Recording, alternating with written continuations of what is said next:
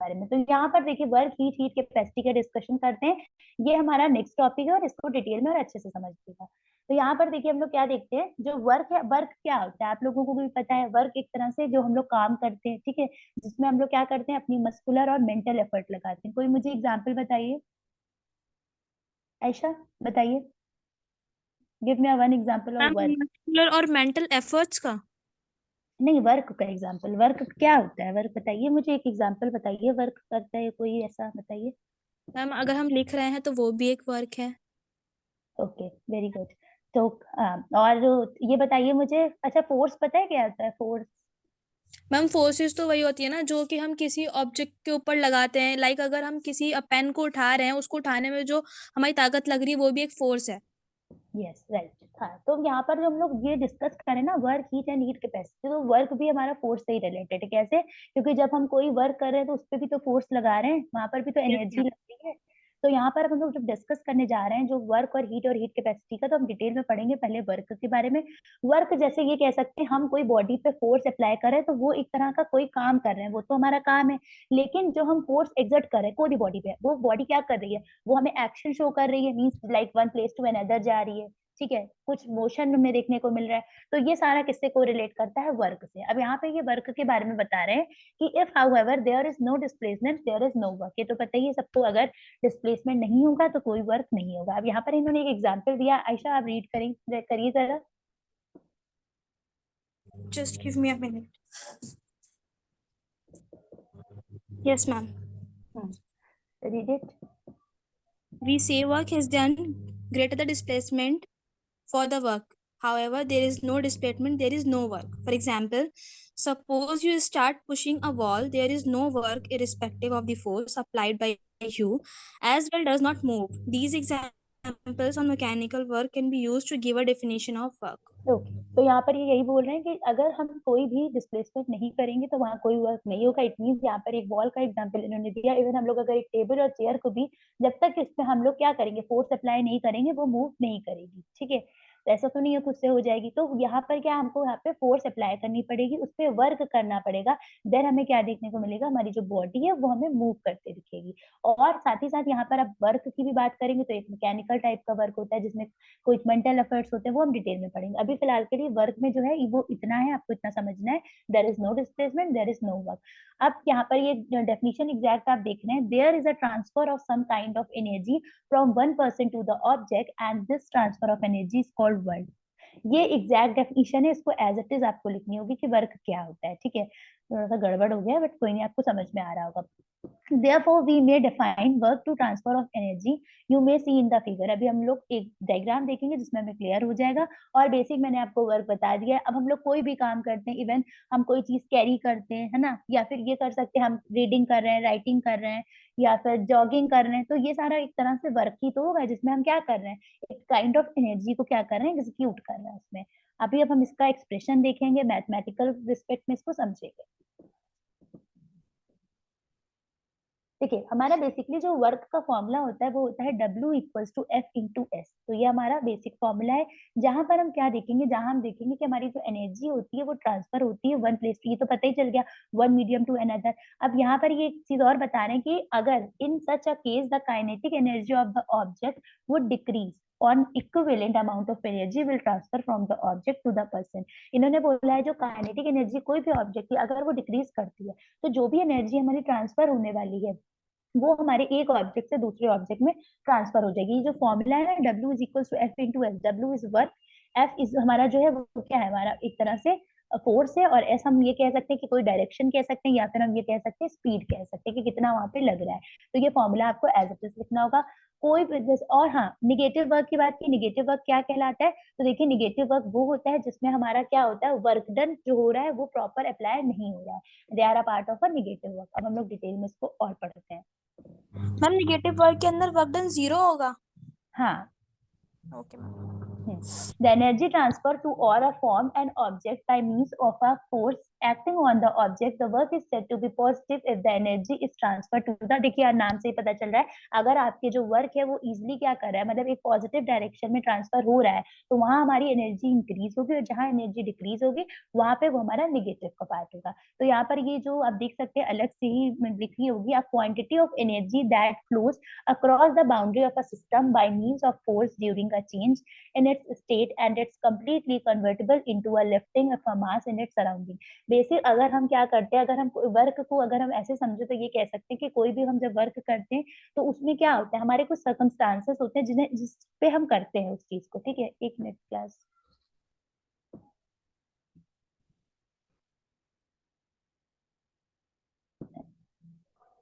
दो एक्सपेक्ट की बात करिए, कौन कौन सी, यहाँ पर इन्होंने ये बोला है कि एक हमारा जो होता है सिस्टम होता है और एक सराउंडिंग होता है, जो हमने स्टार्टिंग में ही पढ़ा। वर्क की यूनिट की बात करिए तो एसआई यूनिट होती है जूल, और अगर ऐसे हम देखें तो ये होती है 1 न्यूटन, तो 1 joule is equal to 1 newton. ये आपको एज इट इज तैयार करनी है। आगे हम लोग डिटेल में देखते हैं। बच्चे 1 मिनट वेटिंग रूम में है। अब हम लोग डिस्कस करते हैं हीट। अभी हमारा टॉपिक क्या था, वर्क, अब हम लोग पढ़ते हैं हीट के बारे में। हीट कोई मुझे बताएगा, anybody, what is heat class? Ma'am Ayesha, heat is a energy. Heat is energy, ma'am okay. Heat is a energy. आपने पहली लाइन पढ़ के बता दिया क्या? नहीं मैम, ये तो मुझे पहले से बस याद था, मैंने पढ़ा नहीं है अभी। अच्छा, कोई एग्जांपल कुछ हीट का, एनी आइडिया, यस और नो?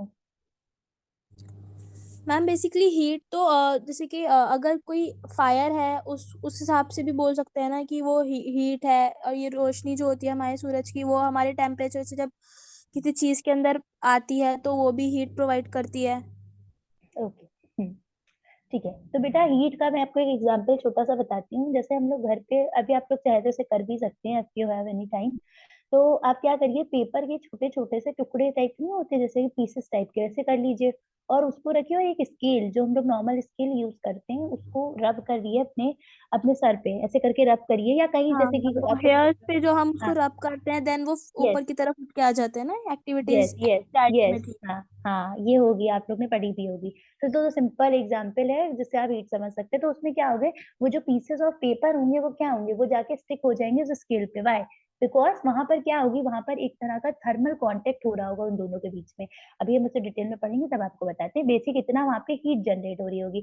अब इसको यहाँ पर देखिए, हम लोग डिटेल में पढ़ते हैं। Heat is another type of energy in transit. Suppose we take two bodies at different temperature and bring them in thermal contact with each other. What would be observed? तो हमें क्या देखने को मिलेगा? अच्छा ये बताइए मुझे, दो डिफरेंट बॉडीज होंगी, है ना, तो हमें क्या है ऑब्जर्व, उसमें क्या देखने को मिलेगा? मैम क्लियर नहीं हुआ मुझे, दो डिफरेंट बॉडी होंगी लाइक क्या? डिफरेंट टेम्परेचर, जैसे फॉर एग्जांपल हमने डिफरेंट टेम्परेचर की दो बॉडीज ले ली, कोई भी, मतलब फॉर एग्जांपल में लिया, तो उसमें क्या होगा, थर्मल कांटेक्ट होगा दोनों के बीच में, यस और नो? हीट होगी तो ऑब्वियस सी बात है, होगा ना कांटेक्ट। अभी हमने स्केल का एग्जांपल दिया था आपको, स्केल और yes ma'am. Pieces of paper, वही मैं पूछ रही हूँ कि यस यहाँ मैम, पर। क्योंकि पेपर जो हाँ है वो हमारे कोल्ड है और जो हमारा स्केल है वो रब करने की वजह से ना हॉट हाँ, हो चुका वेरी है। Good, exactly. हाँ, तो यहाँ पे जो ये डिस्कस कर रहे हैं वो मैं, इसीलिए मैंने आपको वो एग्जांपल दिया था। क्यों? क्योंकि उन दोनों के बीच में क्या हो रहा होगा, थर्मल कांटेक्ट हो रहा है, इस वजह से क्या हो रहा है, वो दोनों एक दूसरे के साथ क्या हो रहे हैं, कांटेक्ट में आ रहे हैं। अब साथ ही साथ इन्होंने यहाँ पे एग्जाम्पल दिया, if we add 100 centimetre cube of water at 30 degree Celsius to the 100 centimetre cube of water at 60 degree Celsius taken in the beaker, mix the two and monitor the temperature of the mixture, we will find that the temperature of a mixture become about 45 degree. अब देखो यहाँ पर ये साहब बोल रहे हैं, ये पढ़ा होगा आप लोग ने, नाइदर बी एनर्जी क्रिएटेड और नॉर बी डिस्ट्रॉय, ये चीज पता ही होगी। लेकिन ये यस यहाँ मैम, पे ई यही कह रहे हैं। बराबर M C square. Yes yes, correct. तो इसमें जो हॉट वाटर और लॉस, हॉट वाटर और कोल्ड वाटर, उसका ये बता रहे हैं कि इन दोनों में क्या होगी, दोनों का जो एनर्जी होगा वो डिफरेंट डिफरेंट होगा, ठीक है, लेकिन दोनों के बीच में थर्मल कांटेक्ट भी होगा। दैट्स वाई ये दोनों क्या करेंगे, एक दूसरे के साथ कॉन्ट्रैक्ट करेंगे या इंटरेक्ट करेंगे, ये कह सकते हैं। तो यहाँ पर हीट का ट्रांसफर, या ये कह सकते हैं हीट का फ्लो हमारा इसी बेस पर होगा कि टेम्परेचर में डिफरेंसेस देखने को मिलेंगे, बट एनर्जी का ट्रांसफर होगा because the presence of thermal contact, ठीक है। अब यहाँ पर हम इसको आगे डिटेल में पढ़ेंगे, इसका एक्सप्लेनेशन थोड़े अच्छे से। अभी हमने बेसिक पढ़ा हीट क्या होती है। अब ये Ayesha, read it, a form of energy. A form of energy that is exchanged on the boundary between a system and its surroundings by which of a difference in temperature between them and flows from a point of higher to a point of lower temperature and causes a change in the state of the system. You should take note two important aspects of this definition. First, that the heat appears only at the boundary of the system, and the secondly, the heat appears only during a change in the state of the system. Okay तो यहाँ पर ये बोल रहे हैं जो energy का हम लोग क्या करते हैं, अगर हम हीट को देखें तो वहां पर हमारी एनर्जी एक्सचेंज ही तो होती है वन फॉर्म टू अनदर। ठीक है, जैसे कि हम क्या करते हैं, अगर हम वाटर को, अगर एक तरह से वाटर को फ्रीज करना है तो वो भी तो एक तरह से एनर्जी का एक्सचेंज ही तो है वहां पर भी।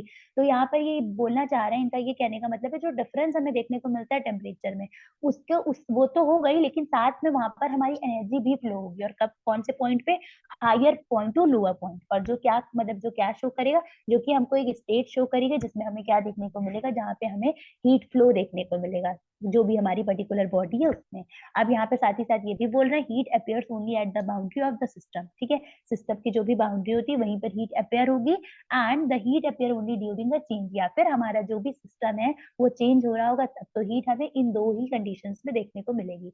साथ ही साथ इन्होंने क्या कहा, heat is also a form of energy, so it's SI unit is joule. ये भी आपको पता ही है, अभी हम लोग ने डिस्कस किया है। और यहाँ पर अब इसकी अलजेब्रिक क्वांटिटी बताइए कि ये इसका किसको कंसीडर करती है, मैग्नीट्यूड को कंसीडर करती है। Heat is said to be negative when energy is transfer from a system to its surrounding. इसको हम नेगेटिव तब कह सकते हैं जब हमारी जो हीट है वो क्या हो रही होगी, वो ट्रांसफर हो रही होगी system of its surrounding. Means we say that heat is release और लॉस्ट बाय द सिस्टम। ये आपको एज इट इज अपनी कॉपी में लिखना है, ये इंपॉर्टेंट लाइन है। अब हम लोग आगे इसका डिटेल में देखते हैं। यहाँ पर ये कुछ पॉइंट्स बताए गए कि किसने दिया पहले, ठीक है, फिर इसके नाम दिया था, कॉलरिक वैल्यू थी, इसको कॉलरिक दिया गया था नाम, किसने डिमॉन्स्ट्रेट किया था, काउंट रमफर्ड थॉमसन, काउंट रफर्ड ने दिया था। और इन्होंने साथ ही साथ वर्क पर भी बताया था, this was later shown by joule, इन्होंने जूल के बारे में बताया था। और किसने दिया था, 1840। बेटा ये इतना पूछा नहीं जाता है, बट मैं ये इसलिए एक्सप्लेन कर रही हूँ क्योंकि ये आपका इसी का पार्ट है। ठीक है, अब हम लोग हीट कैपेसिटी देखते हैं। हीट कैपेसिटी क्या है, ये सीधा फॉर्मूला लिखा है यहाँ पे, आप देख सकते हैं, Q is equal to C T T F minus T I. F I बता सकते हैं क्या है, एनीबडी, व्हाट इज एफ और आई? डिस्कस किया है मैंने, मैम बताइए। Final initial. Yes right, final और इनिशियल। तो ठीक है, यहाँ पर ये आपका फॉर्मूला एज इट इज लिखा है, तो यहाँ पर ये दिख रहा है कि क्या कितनी अमाउंट ऑफ हीट जो हो रही है हमारी, क्या हो रही है, ट्रांसफर हो रही है, जो कि हमारे टेम्परेचर को इंक्रीज कर रही है एक certain value, mean delta T पे। ठीक है, अब हमको जैसे डेल्टा टी निकालना होता है तो हम यही तो करते, T1 माइनस T2 ऐसे करके। तो यहाँ पर इन्होंने क्या किया, जो डेल्टा टी है वो यहाँ पर हमें क्वांटिटी बता रही है कि कितनी क्वांटिटी है। ठीक है, और कितना हमारा हीट रिक्वायर, जो कितना हीट है जो टेम्परेचर को चेंज कर रहा है, उसके लिए इन्होंने एग्जैक्टली फॉर्मूला यहाँ रखा है। और फिर हमारा ये टी एफ और टी आई जो है कि हमारा फाइनल और इनिशियल टेम्परेचर है, जो भी हम लोग ने सिस्टम पढ़ा था तो उसमें पढ़ा है। ये हमारा अगर हम इसको प्रोफेशनली देखें तो हमारा सी यहाँ पर कांस्टेंट होता है, इसमें कोई आपको चेंजेस नहीं करने होते, ये एज इट इज रहता है। और इसको हम क्या कहते हैं, हीट कैपेसिटी। इसका बहुत ही बार इसका मैथमेटिकल एक्सप्रेशन पूछा जाता है एग्जाम में, इसलिए थोड़ा सा अच्छे से इसको तैयार करिएगा। चाहे तो आप इसके जो ये फॉर्मूलाज लिखे ना कॉपी पे लिख सकते हैं। फिर उसके बाद जब सी को इन्होंने चेंज किया तो वो हमारा आया Q divide by delta T. ठीक है, अब इनका जो वैल्यू है वो है डेल्टा टी की 1 डिग्री सेल्सियस, और सी किसके इक्वल हो गया, क्यू के इक्वल हो गया। तो ये जो हीट कैपेसिटी का बताना चाह रहे हैं, ये बेसिकली ये बता रहे हैं कि कितना अमाउंट ऑफ एनर्जी की जरूरत पड़ती है कि टेम्परेचर रेज करे, मतलब सिस्टम में बढ़े। तो वो है 1 डिग्री सेल्सियस, और इसकी यूनिट क्या है, एनर्जी पर डिग्री। इसको हम एनर्जी पर डिग्री भी बोल सकते हैं, एनर्जी पर केल्विन भी बोल सकते हैं, और जूल पर केल्विन भी, पर बेसिकली आप बोलिए एनर्जी पर डिग्री। ये आपका लिखा है जेके। और इसको वैसे तो हम लोग पर करके कहते हैं, पर तो -1 करके ऐसे कर सकते हैं। और जूल पर डिग्री सेल्सियस ये फॉर्मूला है, तो इसको आप एक बार अच्छे से याद कर लीजिएगा और अपने आंसर में एक्सप्लेन करिएगा। साथ ही साथ यहाँ पर इन्होंने एक एग्जाम्पल दिया है कि अगर हम कोई भी हीट एनर्जी लेते हैं तो उसको टेम्परेचर को रेज करने के लिए वहां पे प्रॉपर टेम्परेचर दिया जाता है। यहाँ पे एग्जाम्पल दिया है कॉपर का, मतलब कॉपर का ही किसी ने एग्जाम्पल बताया कि उसमें भी ऐसा होता है, तो वहां पे भी हमें क्या देखने को मिलता है, हीट कैपेसिटी देखने को मिलती है। आगे डिटेल में देखते हैं। अब यहाँ पर इन्होंने क्या बताया कि हीट का जो ट्रांसफर होता है वो कैसे होता है। अब देखिए, हीट का जो ट्रांसफर होता है वो डिफरेंट डिफरेंट कंडीशंस में होता है। अच्छा, हम लोग जैसे अगर नॉर्मल हाथ रब भी करते हैं, ऐसे नॉर्मल हाथ रब करते हैं, तो उसमें भी तो एक एनर्जी रिलीज होती है एनर्जी रिलीज की नहीं? मैम होती है, जब हम रब करते हैं तो जब हमारे हाथ गर्म हो जाते हैं, अगर ज्यादा ठंडे हाँ, होते हैं। हाँ हाँ, तो उसमें भी एक एनर्जी रिलीज होती है, तो वहां पर भी तो ये हीट कंज्यूम हो रही है। तो ये यहाँ पर ये जो कंडीशंस बताने हैं वो डिफरेंट डिफरेंट कंडीशन क्या है। The transfer of heat is done under the condition of constant volume and associate the heat capacity is called heat capacity है। अब यहाँ पर आपका सीवी और सीपी बहुत इंपॉर्टेंट है, इसकी रिलेशनशिप, तो इसको अच्छे से तैयार करिएगा, आपके एग्जाम में आती है। यहाँ पर ये बस यही बता रहे हैं कि जो डिफरेंट डिफरेंट कंडीशन है, जैसे किसी में हमारा वॉल्यूम कांस्टेंट ले रहे हैं तो वो हमारा सीवी है, जिसमें हमारा प्रेशर कांस्टेंट होगा वो सीपी। अभी मैंने स्टार्टिंग में भी आप लोग को बताया था, क्या बताया था, वो दोनों नाम बताइए। प्रेशर और वॉल्यूम मैंने किसमें कांस्टेंट बताया था क्लास? मैम आइसोबैरिक में और आइसोकोरिक में। राइट, और वो हमारा उसी का रिलेशनशिप पूछा जाता है सीपी और सीवी का डिफरेंट डिफरेंट कंडीशंस में, तो यहाँ पर उसको ये डिस्कस करेंगे हम लोग, ठीक है। तो बेसिक अभी आपको इतना पता होना चाहिए कि कांस्टेंट वॉल्यूम क्या है, कांस्टेंट प्रेशर क्या है। अब हम लोग डिस्कस कर रहे हैं next topic which is specific heat capacity. ये क्या है, देखिए, इसमें स्पेसिफिक हीट कैपेसिटी में मतलब इन्होंने एक एग्जाम्पल दिया है, दो बॉल्स ली सेम मटेरियल की, लेकिन उनकी जो कैपेसिटी, हीट कैपेसिटी है वो डिफरेंट डिफरेंट है, ठीक है। और वो जो दोनों बॉल्स हैं वो किसकी है, कॉपर की है, और उनका डिफरेंट मास है। जैसे हम ये कह सकते हैं एक ए ले लिया और एक बी ले लिया, ए का हमने ले लिया 5 एंड बी का ले लिया 10, ऐसे करके ले लिया। तो वहां पर हमने क्या देखा कि हमें उन दोनों के मासेस में डिफरेंस देखने को मिले। क्यों देखने को मिले वो भी मैं बताती हूँ। यहाँ पर heat capacity per unit mass जो कह रहे हैं इसी को बोलते हैं स्पेसिफिक हीट कैपेसिटी। सी जो होता है, सी जो हम डिटरमाइन करते हैं वही हमारा स्पेसिफिक हीट कैपेसिटी होता है, और ये उसकी यहाँ पे यूनिट दी है। तो यहाँ पर हम ये देखेंगे कि दोनों की जो हीट कैपेसिटी है उनमें वेरिएशन देखने को मिलेगा, इस वजह से क्योंकि दोनों के मास भी डिफरेंट है, ठीक है। अगर हमारा वॉल्यूम कांस्टेंट है, इट मींस उसके जो मास हैं वो जरूर डिफरेंट हो सकते हैं, बट उनकी हीट कैपेसिटी डिफरेंट नहीं होगी। लेकिन यहाँ पर इन्होंने क्या बोला है, corresponding heat capacities are known as molar heat capacity at constant value. तो देखिए, आपका कांस्टेंट वॉल्यूम जब होगा तब वहां पर आपका मोलर हीट कैपेसिटी होगी, आपको याद रखना होगा, उसके बारे में उसका फॉर्मूला भी दिया है CPM, ठीक है। और अब आपका यहाँ पे इसकी यूनिट दी है JKM, जेके मोल, मतलब ये स्पेसिफिक हीट कैपेसिटी को ये किससे कोरिलेट कर रहे हैं, ये मोलर हीट कैपेसिटी से कर रहे हैं। सारा कुछ एक दूसरे से लिंक है, इसीलिए मैं बार बार आप लोग से यही बोलती हूँ कि जितनी भी प्रीवियस वीडियो आप मेरी देखते हैं चैनल पे जाके ना, उसको लाइन से देखा करिए, क्योंकि हर टॉपिक एक दूसरे से कोरिलेटेड है। अदरवाइज आपको आगे का टॉपिक नहीं समझ में आएगा, तो उसे जाइएगा, जिसने भी नहीं देखा है उसे जाकर जरूर देखिएगा, तो आपको समझ में आएगा। अब यहाँ पर ये देखिए एक सोल्यूशन है और एग्जाम्पल इसका मैं बताती हूँ।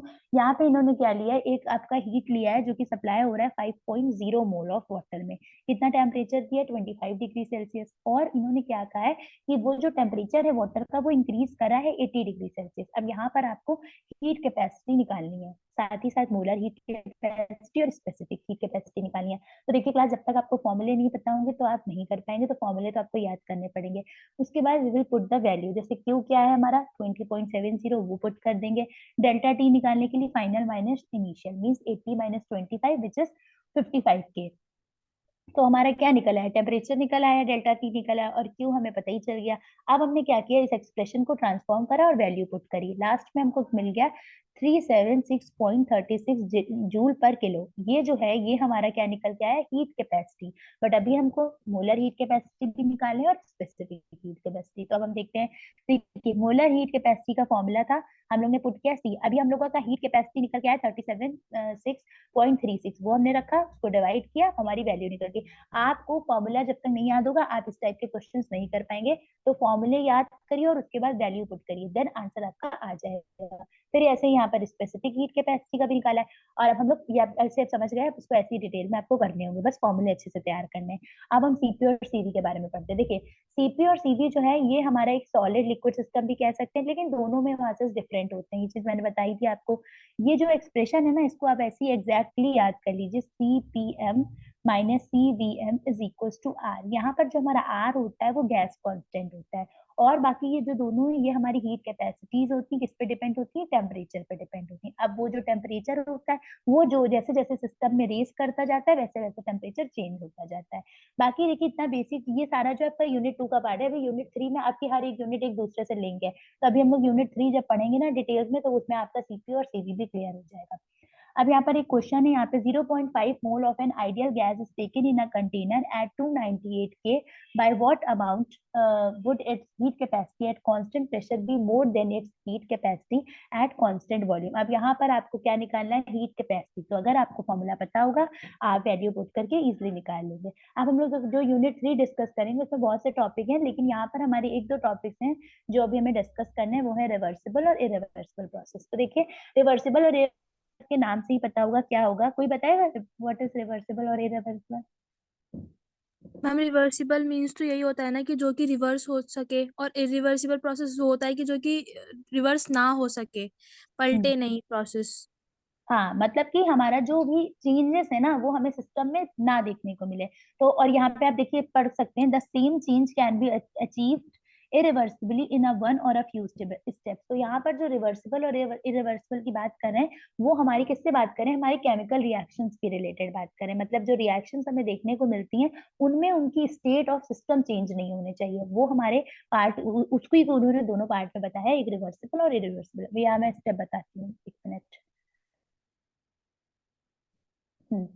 अब ये देखिए, आप देख सकते हैं यहाँ पर इन्होंने बताया एक एक्सपेरिमेंट के उस पे, जिससे आपको समझ में आएगा कि एक इन्होंने सिलेंडर लिया है और उसको इन्होंने फिटेड किया है, उसके पास में कोई गैस है, ठीक है, और उन्होंने उसके जो एरिया ऑफ क्रॉस सेक्शन है वो ये जो लिया है, जैसे ये ऊपर आप देख सकते हैं इसको पिस्टन कहते हैं, और ये आपका पूरा सिलेंडर है। तो यहाँ पर जो मास है आपका 1 kg है, जो कि प्लेस है, ठीक है, और पूरा जितना भी आपके टेम्परेचर है वो इस पूरे थर्मोस्टेट या फिर ये कह सकते हैं पूरे सिलेंडर फिटेड में टेम्परेचर ऑक्यूपाइड है।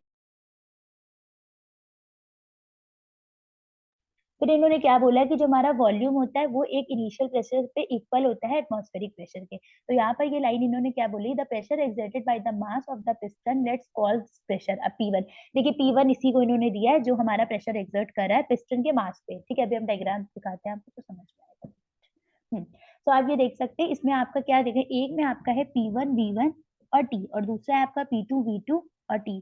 तो ये जो है ये दोनों क्या शो कर रहे हैं, एक में आपका जो मास है वो पिस्टन पे लग रहा है, बट एक पे आप देख सकते हैं आपका जो मास है वो स्टेप स्टेप वाइज लग रहा है। इट मीन आपका पहले कहाँ पे, आपके एक्सपेंशन ऑफ गैस आप देख सकते हैं, हल्का सा लाइट का सर्किल है वहां पे है, देन आपका पिस्टन पे पहुंचा। तो दोनों में हमें चेंजेस क्या लगे कि जिसमें हमारा चेंज ऑफ स्टेट हो रहा है they are a part of irreversible, और जिसमें नहीं स्टेट हमारी चेंज हो रही है दिस इज कॉल्ड रिवर्सिबल। तो ये जो है ये डायग्राम आप बना सकते हैं। देखिए ये डायग्राम बहुत टफ नहीं होते हैं, अगर आप इन्हें अच्छे से बनाना की प्रैक्टिस कर लेते हैं एक दो बार तो आपके लिए लाइफ लॉन्ग हेल्प करते हैं। कभी भी आप कोई भी आंसर अपना एक्सप्लेन करना चाहेंगे तो वो आंसर आप इजिली, अगर आप वर्ड्स में भी नहीं एक्सप्लेन कर पाएंगे ज्यादा अच्छे से तो आपका डायग्राम सारा कुछ एक्सप्लेन कर देगा, इसलिए डायग्राम जरूर प्रैक्टिस किया करिए।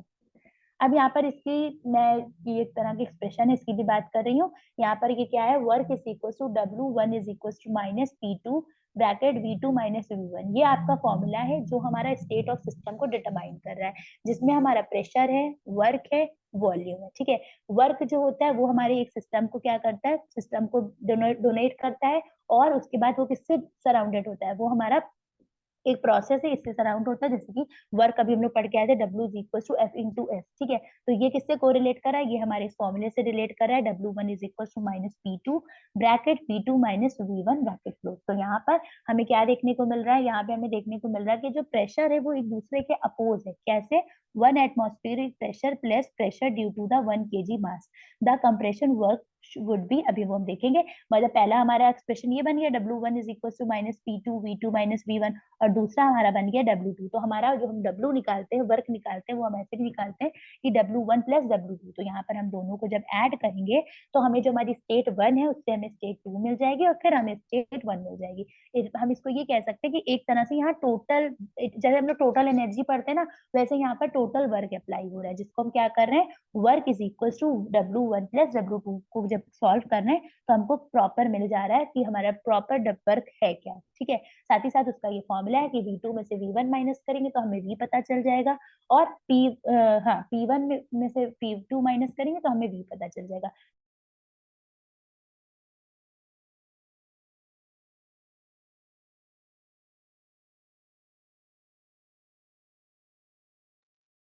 हम्म अब हम लोग पढ़ते हैं इरिवर्सिबल प्रोसेस की। यहाँ बात करें तो ये हमारा बेसिकली क्या है, यहाँ पर हमें क्या देखने को मिलता है, यहाँ पे हमें एक्सपेंशन देखने को मिलता है, किसमें, वर्क में अपने।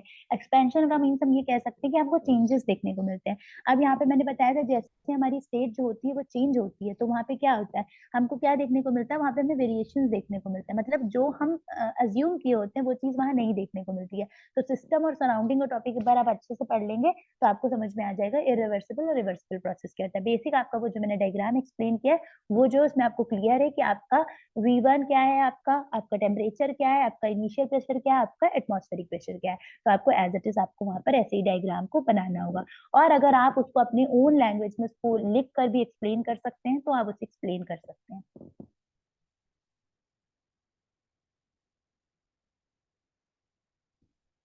नेक्स्ट देखते हैं। मैम क्लास कितनी देर की चलेगी अभी? बस थोड़ी देर में खत्म होने वाली है। ओके। आप लोग बेटा डेली वैसे 8:30 से 9 ज्वाइन कर लिया करिए, वो आपका प्रॉपर टाइम है। आज तो संडे था, दैट्स वाई इस वजह से अभी हुई है, अदरवाइज आपका 8:30 से 9 आपको डेली ज्वाइन करना है, ठीक है। ओके मैम, मुझे लिंक मिल जाया करेगा तो फिर आई विल हाँ, ज्वाइन। यस अगर मैम। नहीं अगर नहीं भी मिलता है तो मैं आपको बता रही हूँ, आप कमेंट्स में भी पूछ सकते हैं, कमेंट्स हमारे चैनल है उस पर जाके उसमें कमेंट्स कर सकते हैं, तो आपको वहां पर भी मिल जाएगा, ठीक है।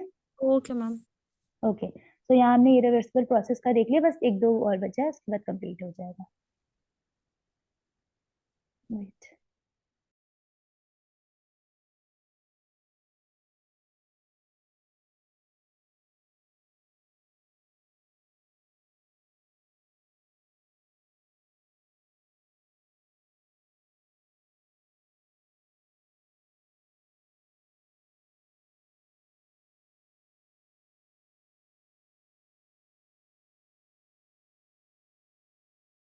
प्रोसेस क्या था, अब हम लोग स्टार्ट करते हैं। इरिवर्सिबल प्रोसेस कंप्लीट हो गया और अब हम लोग स्टार्ट करते हैं यहाँ पर इसकी बेसिक चीजें जो कि यहाँ पे डिस्कस की है। एक तरह से ये हमारे एक्सप्रेशन को ही डिटरमाइन करी, क्या है हमारा। देखिए यहाँ पर इन्होंने बोला है कि हमारा जो प्रेशर एक्सर्ट करता है वो हमारा क्या है, वो है आपका वॉल्यूम डी वी वन, ठीक है। और उसके बाद वो किसके अगेंस्ट है, न्यू प्रेशर का, जो कि हमारा P1 माइनस DP1। तो ये एक तरह की एक्सप्रेशन है जिसको आपको ध्यान रखना है। साथ ही साथ इन्होंने यहाँ पर एग्जाम्पल दिया है कि अगर इस प्रोसेस को हम देखें तो इसमें हमको 1 gram mass along the system to इक्वलेट remove the next 1 gram mass till the 1 gram mass are remove. देखिए ये थोड़ा सा अलग प्रोसेस है, जब मैं आपको वी वो हाँ पी और वी में रिलेशनशिप एक्सप्लेन करूंगी ना तब एक्सप्लेन करूंगी। बेसिक आपको खाली इतना यहाँ पे याद रखना है कि आपका इसमें जो प्रॉपर न्यू प्रेशर क्या है वो, और कौन सा प्रेशर एक्सर्ट कर रहा है वो DV1, ये आपको तैयार करना है। बाकी अभी तक के लिए आपके लिए इतना ही है। नेक्स्ट वीडियो में मैं आपकी नेक्स्ट यूनिट डिस्कस करूंगी, साथ ही में नेक्स्ट टॉपिक को डिस्कस करूंगी। तो जिसने भी नहीं देखे हैं बाकी के टॉपिक वो हमारे चैनल पे जाके वीडियोस को देख सकते हैं। और साथ ही साथ एक चीज और बता दूं, जो मैंने इंपॉर्टेंट पॉइंट्स बताए कि अपने आंसर को ऐसे अटेम्प्ट करिएगा, डायग्राम बनाइएगा, उन सब चीजों को फॉलो करिएगा। It's very helpful. तब तक के लिए बाय बाय। आप लोगों को कोई क्वेरी तो नहीं है ना, आयशा? नो मैम, क्वेरी तो नहीं है, बस मुझे पीपीटी की रिक्वायरमेंट है। अच्छा अच्छा, फिर आपको नोट्स आपको मिल जाएगा, आप